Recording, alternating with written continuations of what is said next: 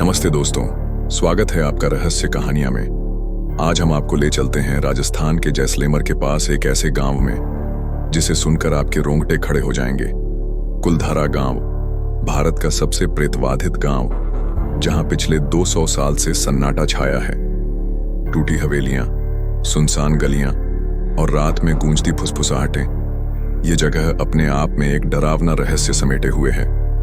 लोग कहते हैं कि कुलधारा पर एक ऐसा श्राप है जो आज भी इसे वीरान रखता है। आखिर क्या हुआ था इस गांव में?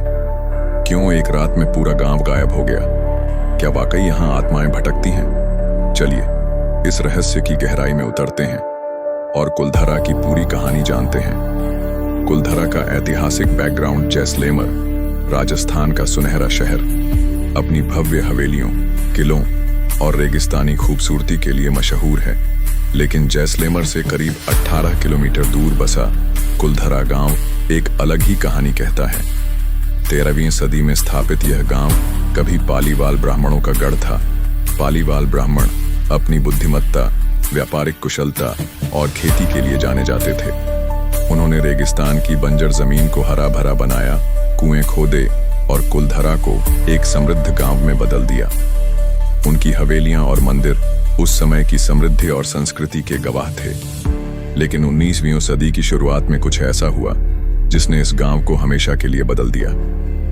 श्राप की कहानी कुलधारा की सबसे मशहूर कहानी है एक क्रूर राजा और पालीवाल ब्राह्मणों के बीच टकराव की।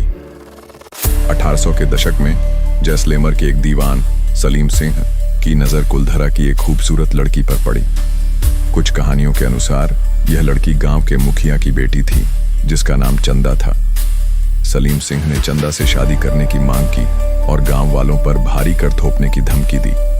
पालीवाल ब्राह्मणों के लिए यह अपमान असहनीय था। उनकी संस्कृति में सम्मान और स्वतंत्रता सबसे ऊपर थी।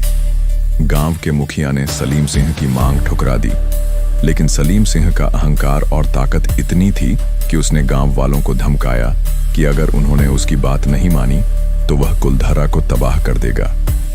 पालीवाल ब्राह्मणों ने फैसला किया कि वे अपनी बेटी की इज्जत और गांव के सम्मान की खातिर कोई समझौता नहीं करेंगे। एक रात गांव के सभी 84 परिवारों ने एक गुप्त सभा की।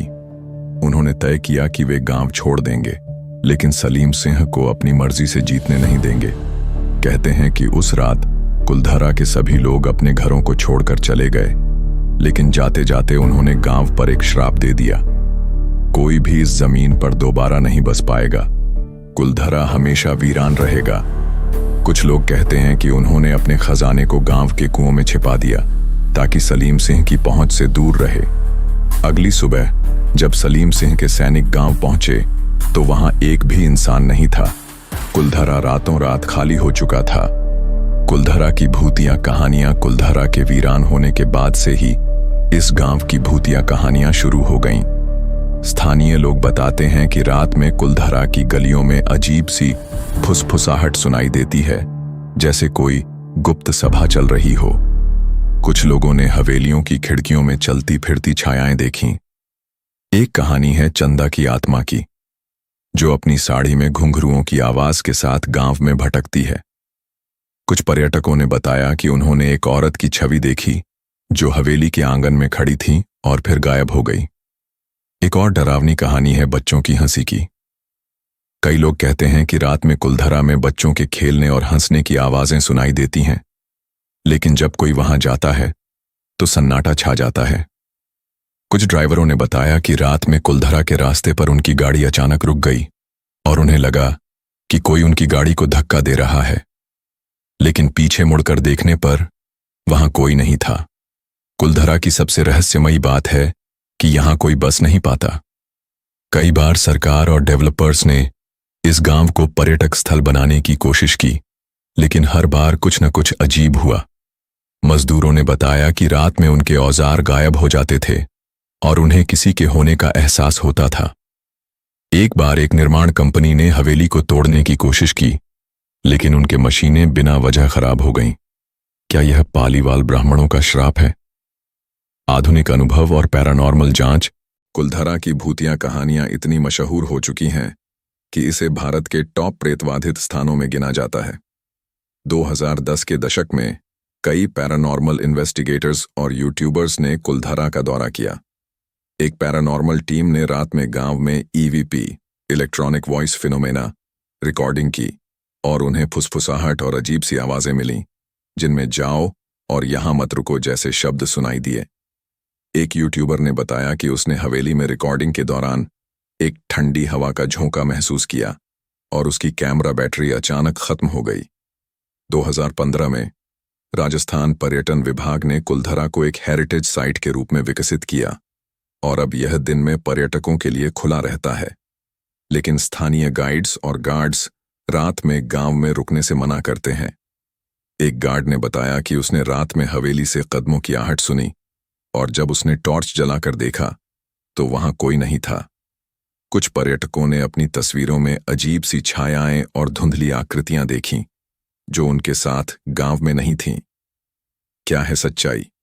कुलधरा की इन कहानियों ने इसे एक रहस्यमयी जगह बना दिया है, लेकिन क्या यह सब सच है? कुछ इतिहासकारों का मानना है कि कुलधरा का वीरान होना सलीम सिंह के अत्याचारों की वजह से नहीं, बल्कि पर्यावरणीय कारणों से हुआ। 19वीं सदी में जैसलमेर में पानी की कमी और सूखा बढ़ गया था। पालीवाल ब्राह्मण, जो खेती पर निर्भर थे, शायद इस वजह से गांव छोड़कर चले गए। कुछ का कहना है कि उन्होंने अपने व्यापार को बढ़ाने के लिए मारवाड़ और अन्य शहरों में पलायन किया। लेकिन श्राप की कहानी को खारिज करना इतना आसान नहीं है। स्थानीय लोग आज भी मानते हैं कि कुलधरा पर पालीवाल ब्राह्मणों का श्राप है। वे कहते हैं कि गांव की हवेलियां और कुएं आज भी उनके खजाने और रहस्यों को छिपाए हुए हैं। कुछ लोग दावा करते हैं कि कुलधरा के कुओं में सोना और गहने छिपे हैं, लेकिन कोई भी उन्हें निकालने की हिम्मत नहीं करता। एक बार कुछ लुटेरों ने कुएं में उतरने की कोशिश की, लेकिन उन्हें अंदर से चीखें सुनाई दीं और वे डर कर भाग गए। आज कुलधरा एक पर्यटक स्थल है, जहां दिन में सैकड़ों लोग आते हैं। इसकी टूटी हवेलियां, संकरी गलियां और प्राचीन मंदिर इसे एक खूबसूरत लेकिन डरावना रूप देते हैं। लेकिन सूरज ढलते ही यह जगह बदल जाती है। गांव का सन्नाटा, हवा की सनसनाहट और हवेलियों की खामोशी एक अजीब सा डर पैदा करती है। स्थानीय लोग कहते हैं कि कुलधरा की आत्माएं रात में जाग उठती हैं और जो कोई वहां रुकने की कोशिश करता है उसे अजीब अनुभव होते हैं। कुछ थ्रिल सीकर्स ने रात में कुलधरा में कैंप करने की कोशिश की, लेकिन ज्यादातर लोग आधी रात को डरकर भाग आए। एक पर्यटक ने बताया कि उसने अपनी टेंट के बाहर किसी के चलने की आवाज सुनी और जब उसने बाहर देखा तो वहां सिर्फ धूल उड़ रही थी। क्या यह पालीवाल ब्राह्मणों की आत्माएं थीं, जो अपने गांव की रक्षा कर रही थीं? निष्कर्ष और कॉल टू एक्शन दोस्तों, कुलधरा गांव की कहानी सुनकर आपके क्या विचार हैं? क्या यह वाकई भारत का सबसे प्रेतवाधित गांव है या सिर्फ एक ऐतिहासिक घटना को बढ़ा चढ़ाकर बताया गया है? क्या आप हिम्मत करके कुलधरा में रात बिताएंगे? क्या आप मानते हैं कि पालीवाल ब्राह्मणों का श्राप आज भी इस गांव पर है? हमें नीचे कमेंट में अपनी राय जरूर बताइए।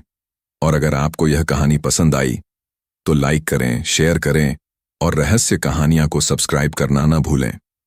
बेल आइकन दबाइए, क्योंकि हम हर हफ्ते लाते हैं ऐसी ही डरावनी, सस्पेंस और थ्रिलर कहानियां। हमारा अगला वीडियो एक और रहस्यमयी जगह की कहानी लेकर आएगा। तब तक रात में कुलधरा की गलियों में न भटकें, क्योंकि कौन जानता है, शायद कोई छाया आपका पीछा कर रही हो। मिलते हैं अगली कहानी में। नमस्ते।